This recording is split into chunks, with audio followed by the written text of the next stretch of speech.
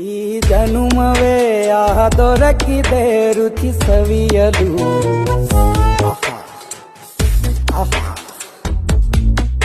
ಈ ಜಗವಿದೆ ನವರಸಗಳ ಉಣಬಡಿಸಲು. ಬಿಸಿ ಬಿಸಿ ಇದೆ ಬಿಸಿ ಬಿಸಿ ಇದೆ ನಳಪಾಕ ದಿನ ದಿನ ನೂತನ.